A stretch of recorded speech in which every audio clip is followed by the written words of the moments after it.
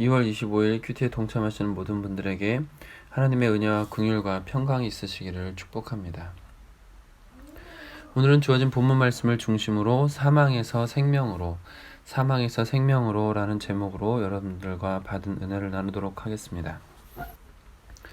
어제 말씀에 이어 오늘 본문 말씀 속에서도 예수님의 신성이 부각되어 설명되고 있음을 볼 수 있습니다. 어제 말씀 속에서는 하나님과 동등하신 분으로서 예수님의 신성이 부각되었다면 오늘 말씀 속에서는 예수님의 신적 권능으로 이루어지는 예수님의 사역에 대해 증언하고 있는 것이고 구속사의 완성에 앞선 심판에 대한 말씀이 담겨 있습니다.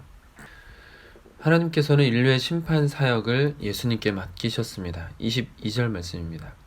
아버지께서 아무도 심판하지 아니하시고 심판을 다 아들에게 맡기셨으니 예수님께서는 분명 우리를 사랑하셔서 이 땅에 오신 것이 맞지만 그렇다고 해서 악을 두둔하시거나 방조하시는 분은 아니십니다.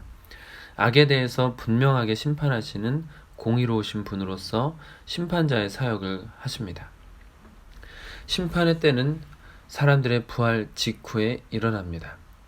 전에 어떤 목사님께서 설교하시는데 예수님을 믿는 사람만 부활한다고 하시는 것을 들은 적이 있습니다. 그리고 성도님들께서도 아멘 하시면서 굳게 믿으시는 모습을 보고 조금 안타까웠습니다. 왜냐하면 부활은 예수님을 믿는 자뿐만 아니라 믿지 않는 자들에게도 다 일어나는 것이기 때문입니다.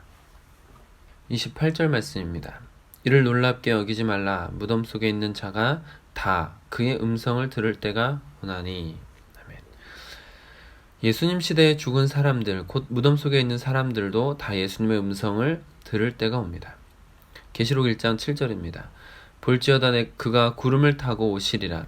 각 사람의 눈이 그를 보겠고 그를 찌른 자들도 볼 것이요 땅에 있는 모든 족속이 그로 말미암아 애곡하리니 그러하리라. 아멘. 그날엔 예수님을 찌른 자도 예수님을 볼 것이라고 예언하고 있는 것처럼 이 땅에 존재하던 모든 사람들이 부활하여 예수님을 보게 될 것입니다. 예수님의 재림 직전에 모든 사람이 몸의 부활을 경험하는 것이죠. 다만 그 부활의 목적이 다를 뿐입니다. 29절입니다. 선한 일을 행한 자는 생명의 부활로, 악한 일을 행한 자는 심판의 부활로 나오리라. 이 세상 모든 사람들은 죽습니다. 돈을 많이 모은 사람도 선행을 많이 한 사람도 죽습니다. 유명한 사람도 머리가 좋은 사람도 죽습니다. 예쁘고 잘생기고 유명한 사람들 모두가 다 죽습니다. 죽음을 피해갈 수는 없습니다. 그런데 죽음 이후에 예수님의 재림 직전에 모든 사람의 몸이 부활하는데 어떤 사람은 생명의 부활, 어떤 사람은 심판의 부활을 하는 것이죠. 생명의 부활을 하는 사람은 하늘로 들려올림을 받는 휴거를 경험하고 공중에서 예수님을 영접한 후에 하나님 앞에서 상급을 받아 영원한 새 예루살렘 성, 곧 새하늘 새 땅에 들어가서 영원한 생명, 영원한 기쁨, 하나님과 영원한 평화를 누리게 되는 것입니다. 그러나 심판의 부활을 하는 사람은 몸의 부활을 같이 경험하는 것은 동일하나 부활과 함께 예수님 앞에 심판을 받고 휴거가 아니라 큰 뱀이라고도 불리는 사탄과 함께 불못에 던져지는 둘째 사망을 경험하게 됩니다. 영원한 불못에서 헤어나올 수 없는 극심한 고통을 영원히 당하게 되는 것이죠. 이 생명의 부활과 사망의 부활을 구분하게 되는 결정적인 기준이 24절에 있습니다. 내가 진실로 진실로 너희에게 이르노니 내 말을 듣고 또 나 보내신 이를 믿는 자는 영생을 얻었고 심판에 이르지 아니하나니 사망에서 생명으로 옮겼느니라. 생명의 부활과 심판의 부활을 구분하는 가장 중요한 기준은 바로 예수 그리스도를 믿는 믿음입니다. 하나님께서 보내신 유일한 구원자 예수 그리스도를 믿는 믿음을 가지고 그의 말씀에 순종하며 살 수 있는 사람. 인간은 처음부터 죄를 가지고 있습니다. 아담과 하와로부터 내려오는 원죄에서 자유로울 수 있는 사람은 없습니다. 그 원죄로 인해서 수많은 죄의 현상들이 우리 사회에 끊임없이 나타나는 것입니다.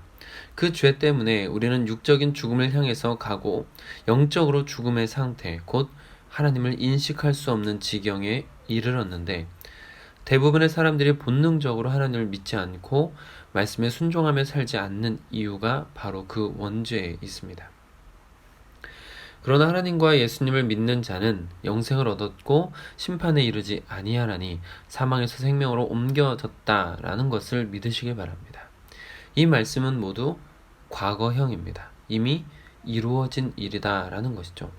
나중에 영생을 얻을 것이 아니라 이미 영생을 얻었고 심판에 이르지 않고 이미 사망에서 생명으로 옮겼다라는 것입니다. 왜 그럴까요? 믿는다는 것이 사람의 의지나 결심, 지식으로 되는 것이 아니기 때문입니다. 믿는다는 것은 의지로 될 수 있는 부분이 아닙니다. 믿고 싶다고 해서 믿어지는 것도 아닙니다.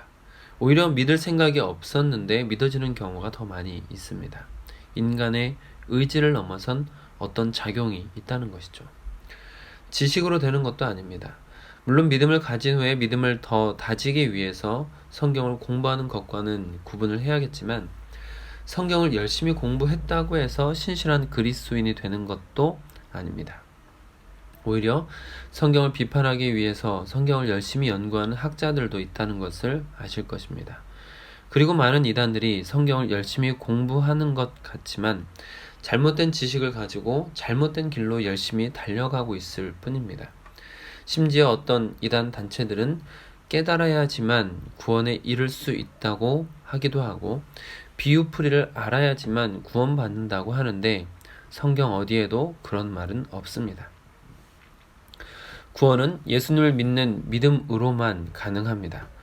그러나 아이러니하게도 그 믿음은 하나님으로부터 오는 것입니다. 인간의 의지나 지식으로 가능한 차원이 아니라는 것이죠. 에베소서 2장 8절입니다.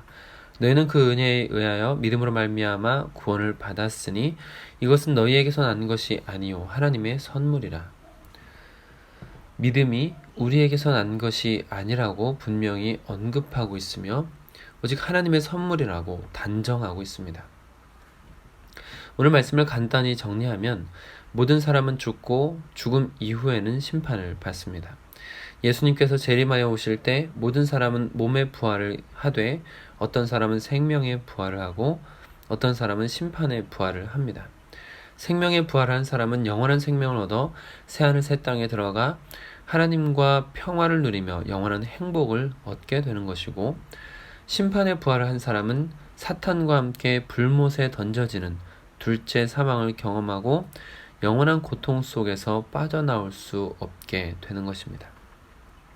이 생명의 부활과 심판의 부활을 판가름하는 기준은 예수님을 믿는 믿음인데, 이 믿음은 인간의 의지나 지식에서 나오는 것이 아니라 오직 하나님의 선물로 받게 되는 것입니다. 하나님의 선물인 믿음을 받은 사람, 그 사람들이 하나님의 말씀, 예수님의 사역들이 믿어지는 것이죠. 사랑하는 성도 여러분, 그렇기 때문에 믿어지는 것도 은혜입니다. 말씀이 들리고 마음이 찌릿찌릿한 것도 은혜입니다. 말씀 때문에 살 것 같은 것도 은혜이지만 말씀 때문에 괴롭고 답답한 것도 은혜입니다. 모두 다 말씀이 믿어지는 은혜 안에 있기 때문에 일어나는 것입니다. 하나님의 백성이기 때문에 믿어지는 것입니다. 하나님의 백성이신 믿음을 가진 성도 여러분, 세상에 어떤 시련을 당한다 하더라도 사망에서 생명으로 옮겨주신 하나님의 은혜에 감사하시고 그 믿음으로 일어서시며 믿음으로 승리하시길 주님의 이름으로 축복합니다.